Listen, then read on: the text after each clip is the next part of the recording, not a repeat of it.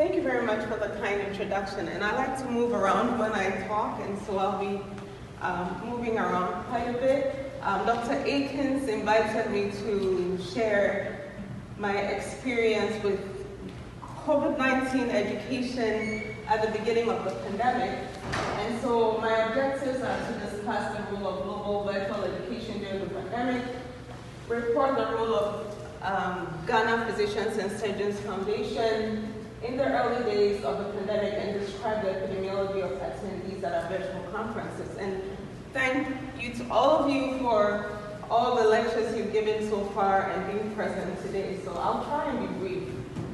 And I'm going to ask you to do something. I'll say, how can such a small idea, and I want you to say, have such a big impact? Okay, so how can such a small idea have such a big impact? And although I'm going to be talking about the science of what we did, the thing I want all of you to take away, young and old, is that there's 7 billion of us on this planet, and you are extremely unique.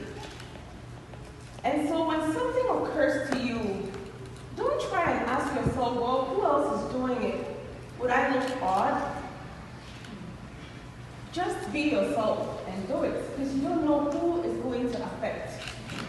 And we also tend to compare ourselves to others, and we tend to minimize what we do, look down on ourselves. I was reading something on LinkedIn the other day. Somebody said I scored 20.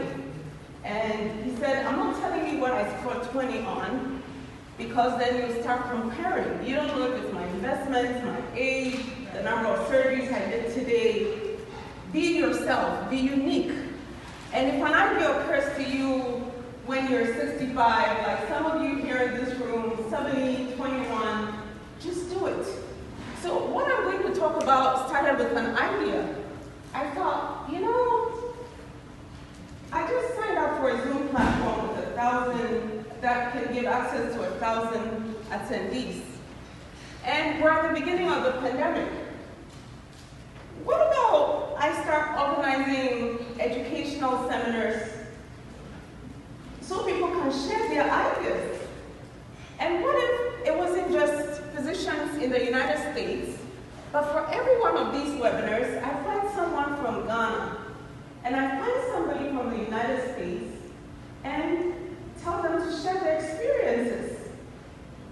And just out of that simple idea, which I shared with the GPSF executive, and they thought, go for it, I was able to reach over 800 people over a short time. And I'll never forget a phone call I had from Dr. Nada, who is sitting at the back in green one day. It was a Friday, and she said, you know, Dr. Ari, I'm hurrying to get home. I can't wait to hear today's lecture. What happened was that within a short time, people have formed the habit of tuning in at 6 o'clock Eastern Time just to listen to these COVID-19 lectures. And what did I do? I just got the idea. I didn't look to see who else was doing it. I just called the people in my network, you know what? And I came up with the topics. You know what, this week we're going to do cardiology. Call Dr. So and so, can you do it? And I was amazed by the magnanimity of people, the generosity. Because when it was 6 p.m. in the US, it was 10 p.m. at that, you know, using that time zone, 10 p.m. in Ghana, and you had these lecturers staying on the phone in Zoom for 2 hours, and I have this annoying propensity to do post-lecture analysis right after. So when everybody signs off, I get the lecture, let's get back on. What did we do right? What did we do wrong?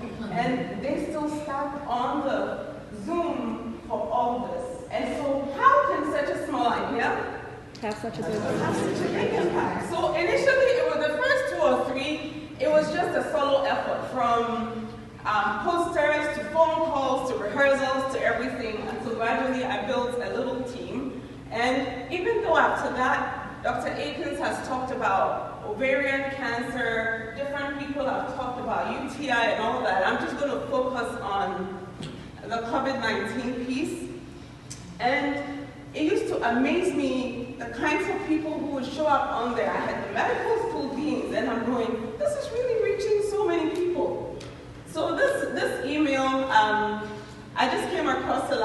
and I thought, let me throw it in there, and I would ask us to observe a moment of silence for Professor George Ofori-Amanfo before I continue. So just a moment of silence, because he passed away.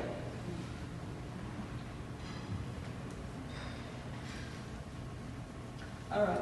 So Professor George Ofori-Amanfo was actually the president of this organization probably in 2010 or so, about 10 or something years ago. I didn't know that, and which comes back to one of the things we'll be talking about tonight. Members who engage and sort of disengage. I didn't even know that he was president before, but I knew that he was doing some work on multi-system inflammatory disease, so I thought syndrome in children, so I thought, you know, let me reach out to him. And this email I'm going to reach out because it captures some of the work I did during that time. Thank you, dear Dr. George Ofori-Amanfo. Thank you for being a valuable member of Ghana Physicians and Surgeons Foundation of North America all these years. Your track record of contributions have been immense. Moreover, we appreciate and recognize your immense contributions to the COVID-19 fight. Thank you for agreeing to give a lecture to GPSF membership on the multi-system inflammatory syndrome in children. Since you agreed to have others join you, I located 2 other pediatric cardiologists who have long admired you. One is Dr. Annette Armstrong, based in Fairfax, Virginia, who graduated from Harvard University in 2002, and Dr. Benjamin Achampong, based in University of Nebraska in Omaha, Nebraska, who graduated from School of Medical Sciences in 2004. Your presentation will be the main one. I will ask them to give a short 5-minute presentation if there's time, and be ready to answer some questions as well. I'm hoping you'll be able to network as a pediatric cardiology expert for GPSF. I'm sending this email to all of you so you can network. George, I would need a headshot and a short bio to add to the invitation to be sent out tomorrow. You can also have your administrative assistant send that to me. You will all receive an email to join the webinar as a panelist. This will be the link for the webinar as well, and for the link for the practice session. You don't have to register for the conference.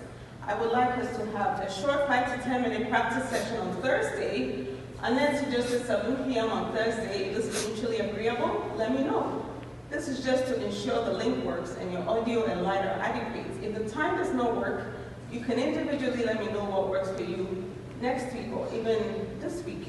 Yours is the first in a series of weekly educational webinars by the GPSF to keep us learning from each other. We're honored that you all agreed. Once again, thank you. Once a panelist, you can always hop back on as a panelist. The other events for July are as follows: July 10th, COVID-19 and the effects on the kidneys, COVID-19 in the brain, July 17th, and then July 24th, COVID-19 and the ER experience. So why am I going through all this? I think it captures kind of the work that went into this. And what was interesting was, until this time, all our GPSF education happened at the national conference. It was limited to 2 days. So suddenly, we could do more than that. We can meet every week and learn from each other.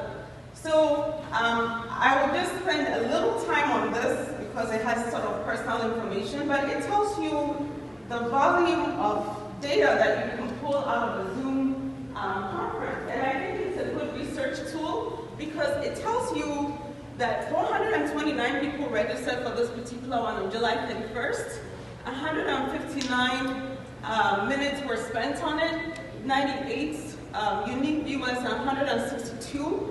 It tells you people who joined. So those of you who join webinars and kind of pop off, Zoom records every minute you spend in there. So if you set I'm doing 1 hour CME and you logged out after 2 minutes, it's going to record everything. It records the time you came on, your phone number, and all that. And also, it allows you to take, use it for a research tool. I haven't really analyzed this data. Professor Mary Alta was going to help me. I'm just giving you sort of the raw thing. But some of the questions I put in there, are you a member of GPSF? And you have to register, answer them before you get registered. So just the snapshot shows those who said no, I would like to be a member. And the goal was I was going to use this data to reach out to people for membership. Then the other question I had was, are you registered to practice medicine? Are you a medical doctor, so you go to give your profession? And also, which country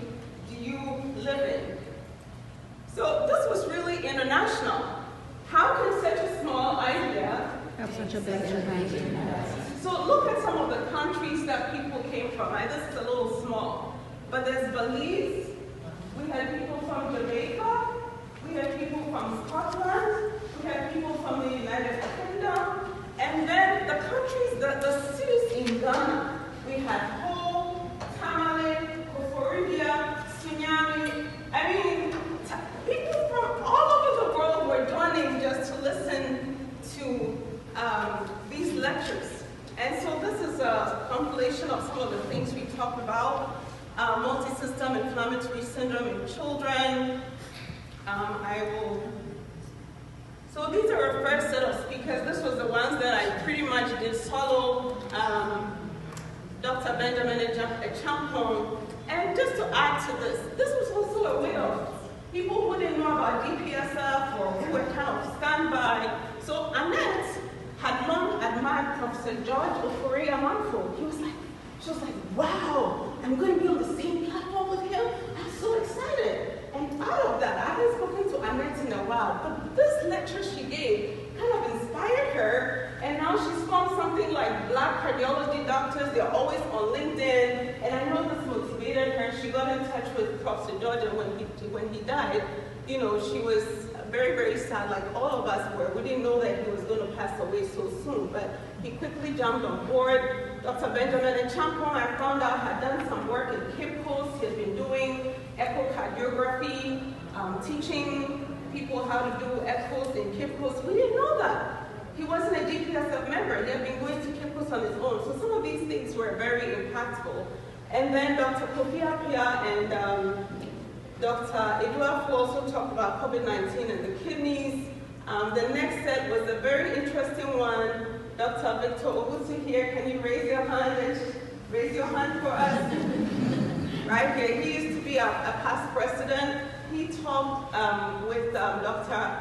Ajay, who is a neurologist in Kolebu Teaching Hospital, about the effects of COVID-19 on the brain. And so you realize that each panel has Ghanaians and Americans. On the ER1, you have Dr.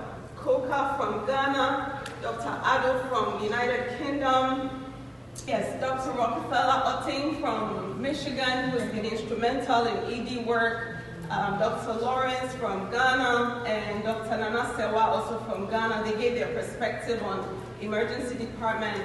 And then we had another interesting one. I called it COVID-19 and the romance with hydroxychloroquine, heartbreak or marriage. That was a cool topic. That was when chloroquine was kind of falling out of use. And this one was very interesting because in the US, we had pretty much accepted chloroquine, hydroxychloroquine was over. And then our Ghanaian counterparts came on board and were like, no. We don't care what you're doing in the US, we're going to use it, whether you like it or not. You're not leading this fight. We are, and hydroxychloroquine is working for us. And I thought we were going to be on the same page, but we weren't. And I was proud of their ability to stick out and say that, you know what, if your data says it doesn't work, leave us alone. That's what we have. We've used it for malaria for ages, and it hasn't caused any arrhythmia. So stay off of hydroxychloroquine. We're going to use it. And Dr. Bertha talked about skin manifestations of COVID-19. Dr. Atia Akama also gave a talk on cardiovascular disease and COVID-19. Dr. Jennifer Finn and Lieutenant Colonel Frederick Ajari. Johnny also talked about COVID-19 and the impact on obstetrics and neonatal medicine, sort of similar to what Charlotta Ayers talked about. And this is just, I'm going to give you snapshots. I wanted to show the videos, but it was like taking 4 gigabytes. So I just going to give you snapshots of some of the lectures, myself with the speakers. This is Dr. Akama. This was a neonatology lecture. This is romancing chloroquine on the left. Dr. Yvette Appiah on the right. And this was a copy of the certificate I created. Some of them I created before they gave the talk, so I would send it right away. Some I created afterwards, but I'll send them a thank you letter with a little certificate appreciating them. And the good thing was we went on Facebook Live as well. And even though for, I think, the maximum capacity or the maximum number of people we that the chloroquine one was 200. When we go back to Facebook and look at it, we have over 3,000 views on some of them, so I think it really made great impact. In addition to educating a lot of people, it also brought out something which has been well written in the literature, how COVID-19 allowed international collaboration in research, in knowledge sharing, and just, even the vaccine development. It took a lot of research to get things going. So the lessons I learned from this, that I didn't think that we would have over, close to 900 people registered for webinar series, and I noticed that even though I had to slow down because of work, I think, and I could be wrong, I think it ignited a series of webinar series from different groups, because the UK group said, why have you guys stopped this? Because of you, we're not doing any lecture series. Please go back to it. And I noticed that the Ghana Medical Association also started a webinar series, and different organizations have also started webinar series online. After a while, I realized I was going to need a team, and so team effort is necessary, finding the topics, the speakers, preparation, and I also learned about the incredible kindness of people and just wanting to donate their time, and the fact that it can be, from Dr. Nada's experience, it can be habit-forming and fun, and really a very good way of membership engagement, because all sorts of people, in fact, I had a pharmacist sending me a message from Ghana and saying, how can I be part of Ghana Physicians and Surgeons Foundation because of all the education you're doing? And I said, well, it's limited to physicians and so forth, is those based in the US. And a lot of data to be mined. I don't think I've done service to all that information I have on my computer, like finding out what was the percentage of physicians, how many were GPSF members. So those of you with strong research skills, please help me out here, because I think there's a lot of papers that you can write just out of this. Virtual conferences allow true international participation. I wanted to impact people, but my life was impacted in so many ways. I was in Ghana for EGMS at 60, and I introduced myself to Dr. A.B., he's called? Asamaba. And he said, oh, you are Dr. Ali, the famous doctor. And I said, well, how did I get famous? He said, oh, you are the moderator-in-chief. And I run into people and they reference this, and so I wanted to impact people, and I think my life ended up getting more impacted than I thought. And since then, we've had some lectures. We're now doing it every month, and I hope that this year will continue. I want to acknowledge my family, my husband, the kids for all the times I was away, because they'll go, you do practice sessions, and then you do the thing, and then you do post whatever, like you're gone all the time. Anyway, so I want to thank them for all the time and support. I appreciate all the speakers from US and Ghana, and the people who stepped up. People called me and said they wanted to help. Dr. Paula J is not here, but he became a member of GPSF because of this. After he helped a while, he registered to be a member. And Dr. Kudusa Paul, had a few minutes. You can raise your hand. You graduated now, right? You graduated this year? 4 months. But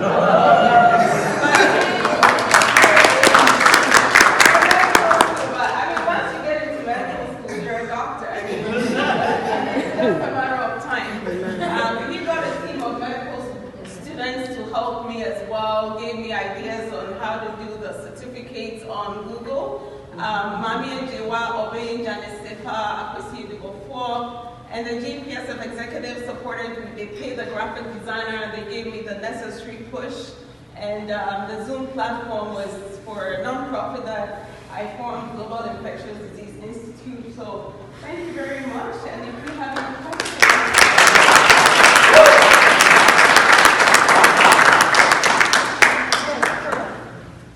Thank you, Dr. Ali. I also, like Nada, I actually had a reminder for that seminar series, so I would log on after it ended. I said, oh, what's happening? Did I miss the time? So very interesting. I would also like to add that Dr. Ai actually also did a lot of global educational things, right? She and I have worked globally to educate people from all over the world, where we did some seminars as well. So it wasn't just for GPS, but some non-GPS stuff. So Dr. Ai has done phenomenal.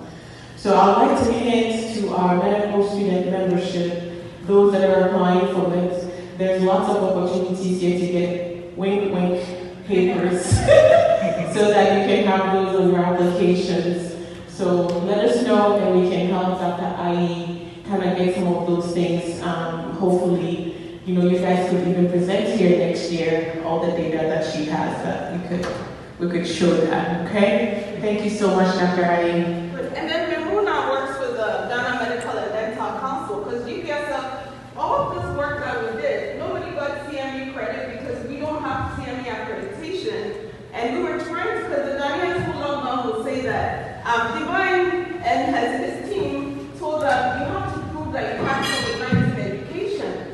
They came for our lectures, but we couldn't give them CME. And so collaborate with the institutions.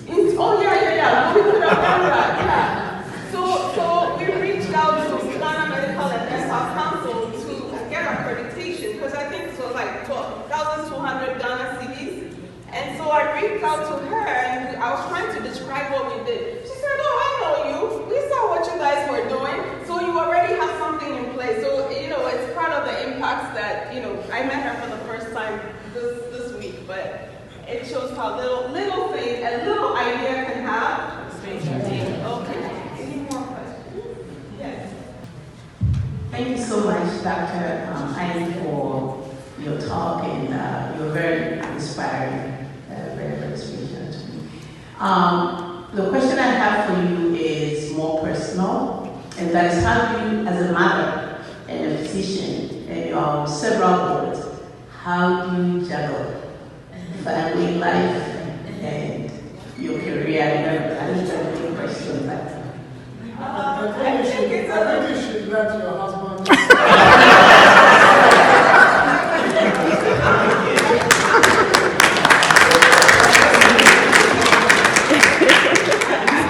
My personality is a bit hyperactive. I tend to juggle a lot of things. Like I brought I came to set up a whole photo thing with one of my suitcases because I thought people want to take pictures. I think I'm a little hyperactive, but sometimes I do it at the cost of family. Sometimes I'm just being honest because, I think one day my kids came down after I had done something, and he's 19, and I think he had been trying to discuss a book with me. He said, Mom, I've come here 6 times, you're always on a Zoom. So that kind of impact is part of why I slowed down after the 9th one, and in retrospect, the lesson should be that I should just have found different people to moderate and ask the team to go on, but I was kind of heartbroken. He said, you're always on a Zoom meeting. So I want to say that it's not all that glitters is gold. I'm not juggling everything, and I try to do my best. And I'm going to validate you, because it's not just people. There's other women in this room who say the same thing, and I think that's part of something that we have to dialogue about, because we're talking to these people, but we cannot. And we have to share things